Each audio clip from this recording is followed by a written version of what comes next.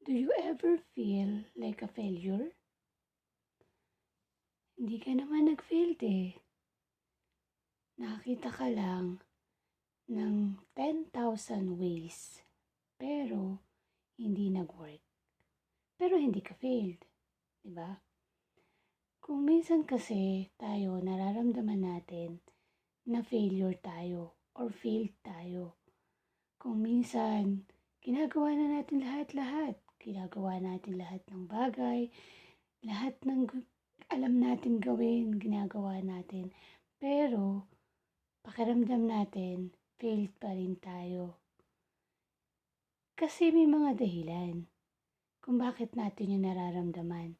Ang failure is isang emotion, feeling. Feeling siya na hindi dapat. Hindi mo dapat maramdaman. Pero bakit mo siya nararamdaman? Kasi nararamdaman mo siya dahil may nagpaparamdam sa'yo na failure ka.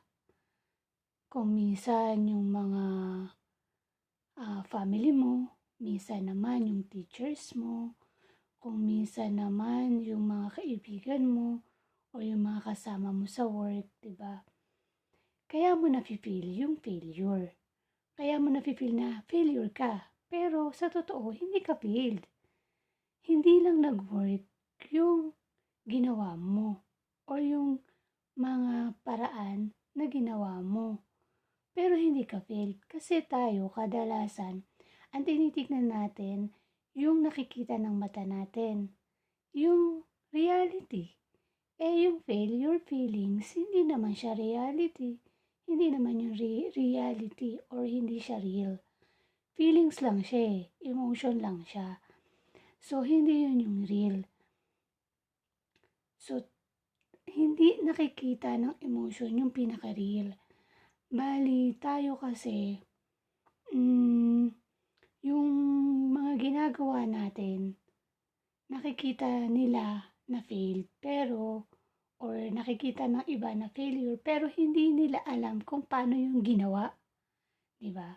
Dapat, yun ang tinitingnan natin. Kung paano yung ginawa. So, hindi ka failed. Kung paano mo yung ginawa, tagumpay ka doon. Pero hindi ka failure. Naging failure lang siya kasi nga hindi siya nag-work. Pero hindi ka failed kasi ginawa mo yun lahat eh, diba? Ginawa mo lahat ng paraan para magano, pero hindi lang siya nag-work. Kaya, huwag niyo pong iisipin na lagi kayong failure.